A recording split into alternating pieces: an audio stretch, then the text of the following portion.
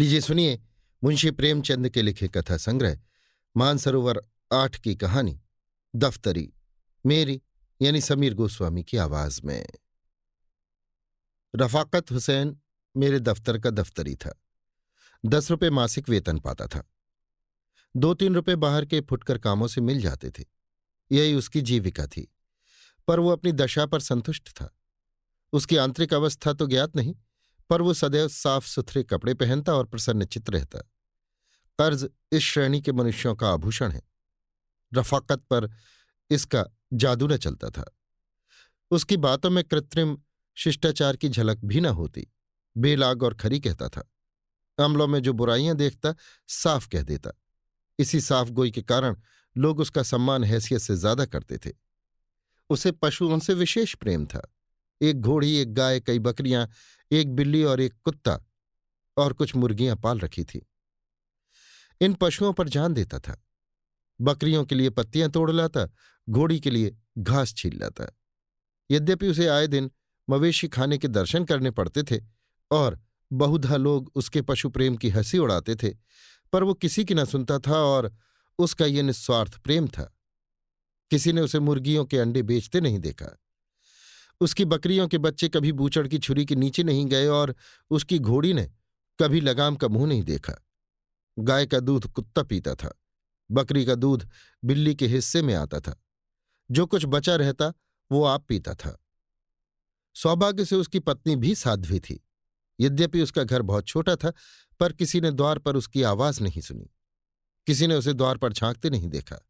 वो गहने कपड़ों के तगादों से पति की नींद हराम न करती थी।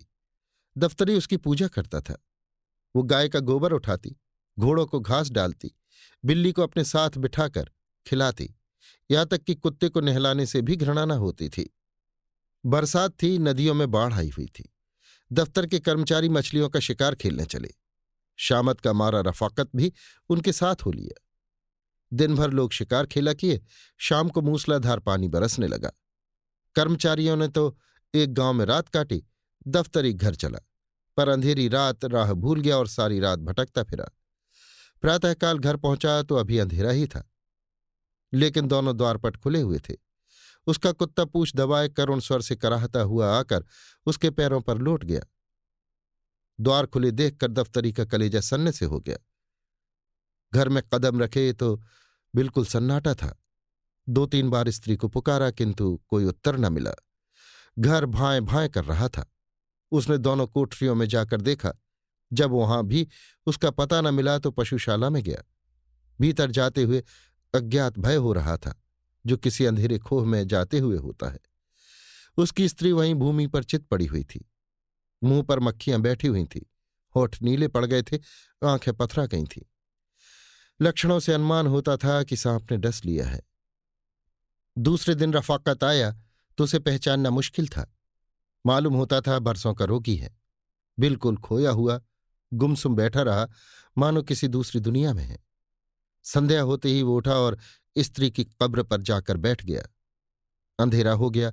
3-4 घड़ी रात बीत गई, पर दीपक के टिमटिमाते हुए प्रकाश में उसी कब्र पर नैराश्य और दुख की मूर्ति बना बैठा रहा, मानो मृत्यु की राह देख रहा हो।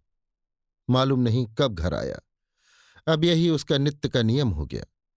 प्रातःकाल उठकर मजार पर जाता, झाड़ू लगाता, फूलों के हार चढ़ाता, लोबान जलाता और 9 बजे तक कुरान का पाठ करता। संध्या समय फिर यही क्रम शुरू होता। अब यही उसके जीवन का नियमित कर्म था। अब वो अंतर जगत में बसता था। बाह्य जगत से उसने मुंह मोड़ लिया था। शोक ने विरक्त कर दिया था। कई महीने तक यही हाल रहा। कर्मचारियों की दफ्तरी से सहानुभूति हो गई थी। उसके काम कर लेते, उसे कष्ट न देते। उसकी पत्नी भक्ति पर लोगों को विस्मय होता था। लेकिन मनुष्य सर्वदा प्राणलोक में नहीं रह सकता। वहां का जलवायु उसके अनुकूल नहीं। वहां वो रूपमय रसमय भावनाएं कहाँ, विराग में वो चिंतामय उल्लास कहाँ, वो आशामय आनंद कहाँ। दफ्तरी को आधी रात तक ध्यान में डूबे रहने के बाद चूल्हा जलाना पड़ता। प्रातःकाल पशुओं की देखभाल करनी पड़ती। ये बोझा उसके लिए असह्य था। अवस्था ने भावुकता पर विजय पाई। मरुभूमि के प्यासे पथिक की भांति दफ्तरी फिर दाम्पत्य सुख जल स्रोत की ओर दौड़ा। वो फिर जीवन का यही सुखद अभिनय देखना चाहता था। पत्नी की स्मृति दाम्पत्य सुख के रूप में विलीन होने लगी, यहां तक कि 6 महीने में उस स्थिति का चिन्ह भी शेष न रहा। इस मोहल्ले के दूसरे सिरे पर बड़े साहब का एक अर्दली रहता था। उसके यहां से विवाह की बातचीत होने लगी। मियाँ रफाकत फूले न समाये। अर्दली साहब का सम्मान मोहल्ले में किसी वकील से कम न था। उनकी आमदनी पर अनेक कल्पनाएं की जाती थीं। साधारण बोलचाल में कहा जाता था, जो कुछ मिल जाए वो थोड़ा है। वो स्वयं कहा करते थे कि तकाबी के दिनों में मुझे जेब की जगह थैली रखनी पड़ती थी। दफ्तरी ने समझा भाग्योदय हुआ। इस तरह टूटे जैसे बच्चे खिलौने पर टूटते हैं। एक ही सप्ताह में विधान पूरा हो गया और नववधु घर में आ गई। जो मनुष्य कभी एक सप्ताह पहले संसार से विरक्त, जीवन से निराश बैठा हो, उसे मुंह पर सहरा डाले घोड़े पर सवार नवकुसुम की भांति विकसित देखना मानव प्रकृति की एक विलक्षण विवेचना थी। किंतु एक ही अठवारे में नववधु के जौहर खुलने लगे। विधाता ने उसे रूपेंद्रिय से वंचित रखा था, पर उसकी कसर पूरी करने के लिए अति तीक्ष्ण वाकेंद्रिय प्रदान की थी। इसका सबूत उसकी वो वाक्पटुता थी जो अब बहुधा पड़ोसियों को विनोदित और दफ्तरी को अपमानित किया करती थी। उसने 8 दिन तक दफ्तरी के चरित्र का तात्विक दृष्टि से अध्ययन किया और तब एक दिन उससे बोली, तुम विचित्र जीव हो। आदमी पशु पालता है अपने आराम के लिए, ना कि जंजाल के लिए। ये क्या कि गाय का दूध कुत्ते पिएं, बकरियों का दूध बिल्ली चट कर जाए। आज से सब दूध घर में लाया करो। दफ्तरी निरुत्तर हो गया। दूसरे दिन घोड़ी का राते बंद हो गया। वो चने अब भाड़ में भुनने और नमक मिर्च से खाए जाने लगे। प्रातःकाल ताजे दूध का नाश्ता होता। आए दिन तस्मई बनती। बड़े घर की बेटी पान बिना क्यों कर रहती। घी मसाले का भी खर्च बढ़ा। पहले ही महीने में दफ्तरी को विदित हो गया कि मेरी आमदनी गुजर के लिए काफी नहीं है। उसकी दशा उस मनुष्य की सी थी जो शक्कर के धोखे में कुनैन फांक गया हो। दफ्तरी बड़ा धर्मपरायण मनुष्य था। 2-3 महीने तक ये विषम वेदना सहता रहा, पर उसकी सूरत उसकी अवस्था को शब्दों से अधिक व्यक्त कर देती थी। वो दफ्तरी जो अभाव में भी संतोष का आनंद उठाता था, अब चिंता की सजीव मूर्ति था। कपड़े मैले, सिर के बाल बिखरे हुए, चेहरे पर उदासी छाई हुई, अहरनिश हाय हाय किया करता। उसकी गाय अब हड्डियों का ढांचा थी। घोड़ी का जगह से हिलना कठिन था। बिल्ली पड़ोसियों की छींकों पर उचकती और कुत्ता घूरों पर हड्डियां नोचता फिरता था। पर अब भी वो हिम्मत का धनी इन पुराने मित्रों को अलग न करता था। सबसे बड़ी विपत्ति पत्नी की वो वाक प्रचुरता थी, जिसके सामने कभी उसका धैर्य, उसकी कर्मनिष्ठा, उसकी उत्साहशीलता प्रस्थान कर जाती और अपनी अंधेरी कोठरी के एक कोने में बैठकर खूब फूट फूट कर रोता। संतोष के आनंद को दुर्लभ पाकर रफाकत का पीड़ित हृदय उस श्रृंखलता की ओर प्रवृत्त हुआ। आत्माभिमान जो संतोष का प्रसाद है, उसके चित्त से लुप्त हो गया। उसने फाके मस्ती का पथ ग्रहण किया। अब उसके पास पानी रखने के लिए कोई बर्तन न था। वो उस कुएं से पानी खींचकर उसी दम पी जाना चाहता था जिससे वो जमीन पर बह न जाए। वेतन पाकर अब वो महीने भर का सामान जुटाता। ठंडे पानी और रूखी रोटियों से अब उसे तस्कीन न होती। बाजार से बिस्कुट लाता, मलाई के दोनों ओर कलमी आमों की ओर लपकता। 10 रुपये की भुगत ही क्या, 1 सप्ताह में सब उड़ जाते। तब जिल्दबंदियों की पेशगी पर हाथ बढ़ाता। फिर 2-1 उपवास होता। अंत में उधार मांगने लगता। शनै शनै ये दशा हो गई कि वेतन देनदारों ही के हाथों में चला जाता और महीने के पहले ही दिन कर्ज लेना शुरू करता। वो पहले दूसरों को मितव्ययिता का उपदेश दिया करता था। अब लोग उसे समझाते, पर वो लापरवाही से कहता, साहब आज मिलता है खाते हैं, कल का खुदा मालिक है, मिलेगा खाएंगे, नहीं पढ़कर सो रहेंगे।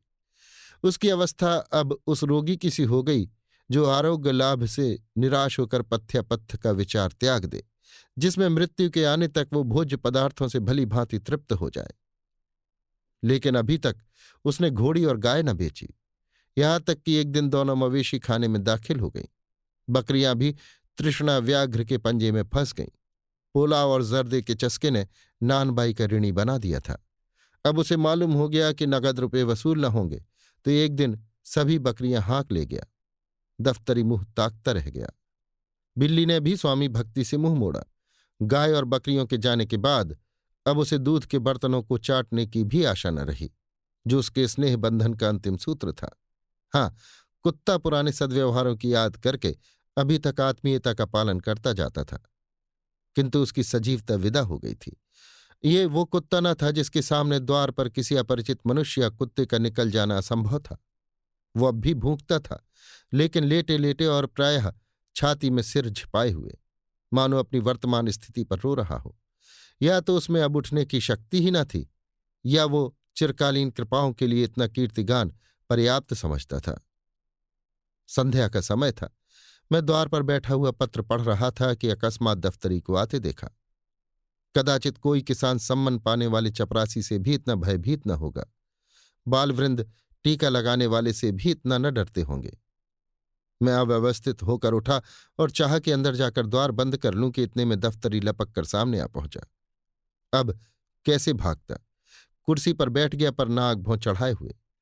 दफ्तरी किस लिए आ रहा था, इसमें मुझे लेश मात्र भी शंका न थी।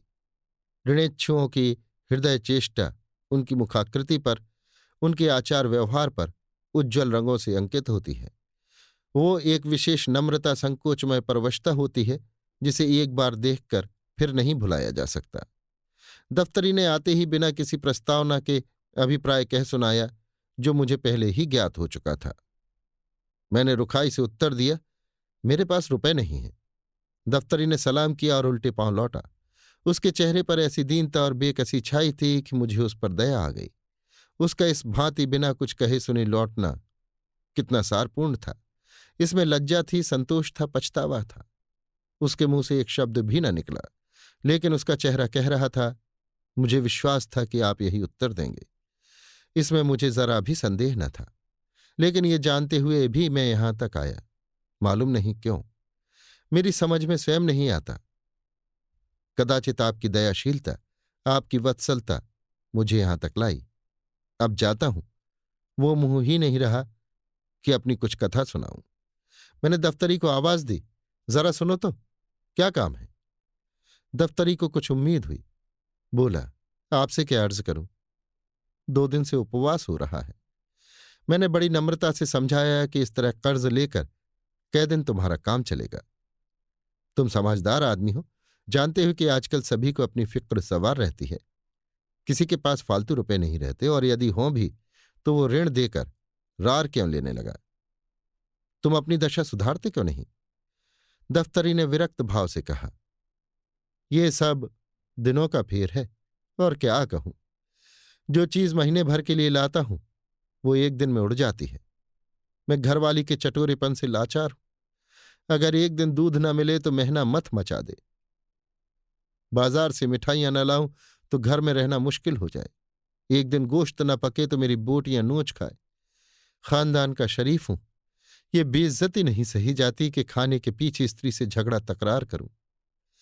जो कुछ कहती है सिर के बल पूरा करता हूं। अब खुदा से यही दुआ है कि मुझे इस दुनिया से उठा ले। इसके सिवाय मुझे दूसरी कोई सूरत नहीं नजर आती। सब कुछ करके हार गया। मैंने संदूक से 5 रुपए निकाले और उसे देकर बोला, ये लो, ये तुम्हारे पुरुषार्थ का इनाम है। मैं नहीं जानता था कि तुम्हारा हृदय इतना उदार, इतना वीर रसपूर्ण है।